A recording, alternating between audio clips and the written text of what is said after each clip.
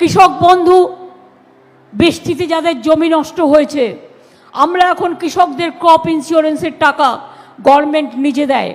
আপনাদের কৃষকের জমি আজকে ফি লাগে না মিউটেশন করতে, যেমন চা বাগানের শেষ আমরা তুলে দিয়েছি, আমরা কৃষি জমিতে শেষ তুলে দিয়েছি এবং আমরা নিজেরা খাজনা দিই। কৃষি জমিকে কৃষকরা খাজনা দেয় না। তাই আপনারা সকলে মনে রাখবেন, আপনাদের কৃষি জমি যাদের ক্রপ ইন্স্যুরেন্স করা আছে তারা কিন্তু টাকা পাবেন। এবং আপনারা দুয়ারে সরকার 15ই ডিসেম্বর থেকে 30শে ডিসেম্বর যেটা চলবে সেখানে আপনারা দরখাস্ত করবেন। এবং আমরা 1 জানুয়ারি থেকে 15ই জানুয়ারির মধ্যে যা অ্যাপ্লিকেশন পাবো তার যতটা সম্ভব আমরা ম্যাক্সিমাম চেষ্টা করব টু ডিসবার্স দ্য ডিটেলস। স্ক্রিনের সামনে একটি ফর্ম দেখছেন, এটি হচ্ছে বাংলা শস্য বীমা বিএসবি রবি মরশুমের আবেদনপত্র। আপনারা সকলেই জানেন পঞ্চায়েতে দুয়ারে সরকার শুরু হয়ে গিয়েছে এবং এটি চলবে 31শে ডিসেম্বর পর্যন্ত।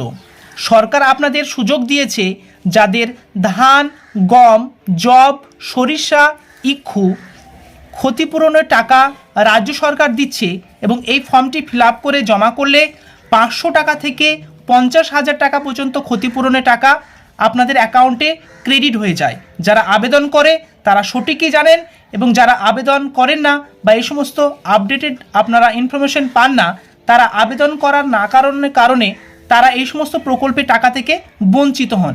সো দর্শক বন্ধুরা, বাংলা শস্য বীমার আবেদনপত্রটি আপনারা দুয়ারে সরকার থেকে ফ্রি অফ কস্ট সংগ্রহ করে নিতে পারেন।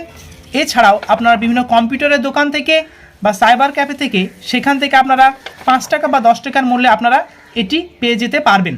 সো আজকে এই ফর্মটি আপনাদের সঠিক পদ্ধতিতে step by step fill up করে দেখাচ্ছি, কোনো প্লেসে স্কিপ করবে না।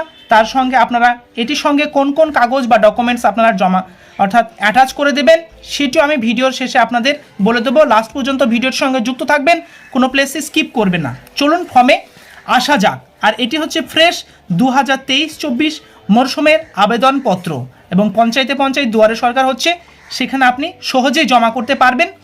এবং দেখতে পাচ্ছেন সর্বপ্রথম বলেছে কৃষকের নাম, আর এই যে অপর অংশটি দেখতে পাচ্ছেন এখানে ব্ল্যাঙ্ক রেখে দেবেন। দুয়ারে সরকারে যখন জমা করবেন বা পঞ্চায়েতে জমা করবেন তারা এই নাম্বারটি দেবে এবং মধ্যস্থকারীর বিবরণ এটি অফিসিয়াল ইউজ করবেন।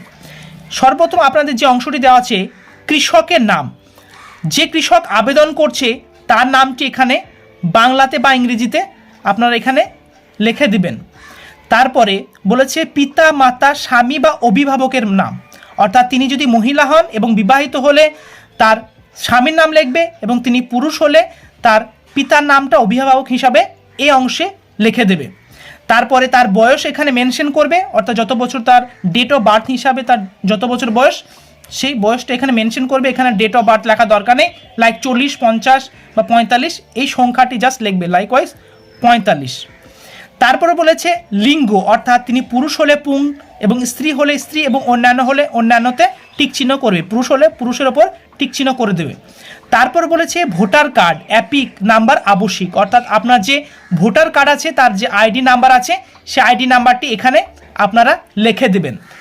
তারপরে অপশনে আছে জাতি, অর্থাৎ সাধারণ, জেনারেল হলে জেনারেল, তফসিলি জাতি, তফসিলি উপজাতি, ওবিসি এবং অর্থাৎ আপনি সাধারণ হলে সাধারণ টিক চিহ্ন করবেন, এসটি, এসসি, ওবিসি যেটি হয় আপনার প্রযোজ্য সে অপশনে আপনারা অপরে মাথায় টিক চিহ্ন দিয়ে দেবেন। তারপরে মোবাইল নাম্বার চেয়েছে, আপনার যে সক্রিয় বা অ্যাক্টিভ মোবাইল নাম্বার আছে এই মোবাইল নাম্বারটি এখানে আপনি লিখে দেবেন। তারপরে কি বলেছে আধার নাম্বার, এখানে আবশ্যিক অর্থাৎ আপনার ভোটার আইডি এবং আধার নাম্বারটি মাস্ট আপনাকে জমা করতে হবে, অন্যথায় আপনার আবেদনটি বাতিল হতে পারে।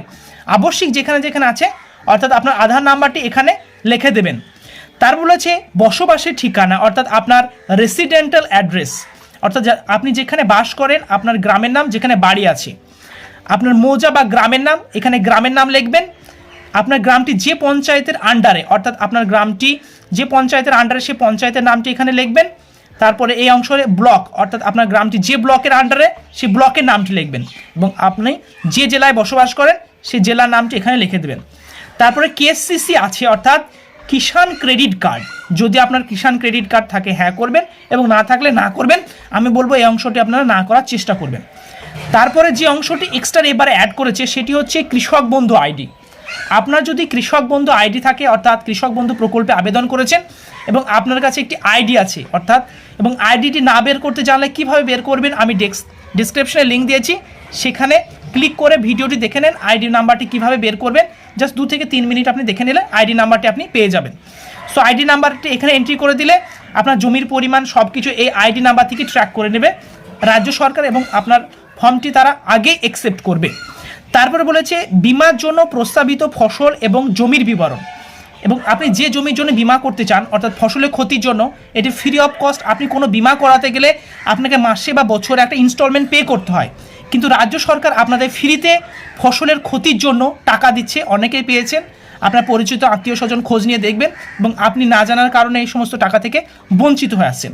লাইকওয়াইজ আপনি যদি এখানে ধানের জন্য, অর্থাৎ কিছুদিন আগে শুনেছেন বৃষ্টি হয়েছিল এবং অনেকেরই ধান বা ফসলে ক্ষতিগ্রস্ত হয়েছে, এখানে ধানটা আপনি সিলেক্ট করলেন। তারপরে এবার কি আপনার যে ব্লকের আন্ডারে আপনার জমিটি অবস্থিত সেই ব্লকের নামটি এখানে লিখবেন। আপনি যেখানে বসবাস করেন সেটা নয়, যে ব্লকের আন্ডারে আপনার জমিটা আছে সেই ব্লকের নাম লিখবেন, গ্রাম পঞ্চায়েত লিখবেন, সেই মোজার নাম লিখবেন, খতিয়ান নাম্বার, দাগ নাম্বার, এবং বিমার জন্য প্রস্তাবিত এলাকা একর আপনার জমিটি কত সেটা এখানে মেনশন করবেন। এখানে আরও কিছু অপশন দিয়েছে, নিজস্ব জমি, ভাগ চাষি, ভাড়া নেওয়া চাষি। অর্থাৎ আগে কি হতো, যার জমি কেবলমাত্র সে আবেদন করতে পারতো, কিন্তু বর্তমানে আপনি ভাড়া নিয়েছেন বা আপনি কারো জমি ভাগে চাষ করেন, তারাও আপনাদের এই আবেদনের সুযোগ দিয়েছে। এরপরে ফসল রোপণের সম্ভাব্য তারিখ, অর্থাৎ আপনারা একটি নির্দিষ্ট একটা ডেট দিয়ে দেবেন, যে কোনো একটা ডেট, যে এই ডেটে আমি ফসল রোপণ করেছি। তারপরে আপনি এখানে গমের জন্য আপনি করতে পারেন, ঠিক আছে, গম, সরিষা, এভাবে আপনি যতগুলো আপনার ফসল রোপণ করেছেন পরপর লিখে নিতে পারেন, এবং আপনার সেই জমির উল্লেখ করতে হবে। আর স্ক্রিনে দেখতে পাচ্ছেন পরবর্তী অংশ যেটি বলেছে কৃষকের ব্যাংকের বিবরণ। এই অংশটি আপনারা খুব সাবধানে ফিল আপ করবেন। কৃষকের নাম, যিনি আবেদন করছেন তার নাম, যে ব্যাংকে আপনি টাকাটি ক্রেডিট করতে চান, likewise state bank of India, SBI, ব্রাঞ্চের নাম এখানে উল্লেখ করবেন। আপনার অ্যাকাউন্ট নাম্বারটি অ্যাকাউন্ট বইয়ে সুস্পষ্টভাবে লেখা আছে, এখানে লিখে দেবেন। IFSC কোডটা লিখবেন। ব্যাংকের ধরন, অর্থাৎ কারেন্ট না সেভিং, সেভিং থাকলে সেভিং, কারেন্ট থাকলে কারেন্ট বলে এখানে উল্লেখ করে দেবেন। তারপরে সর্বশেষ নিচে অংশটি দেখতে পাচ্ছেন, কোনো প্রিমিয়াম নগদে দেওয়া হবে না, এবং এখানে প্রাপ্তি স্বীকার বলে একটি ফর্ম আছে, এই ফর্মটি আপনি ফিল আপ করে দেবেন।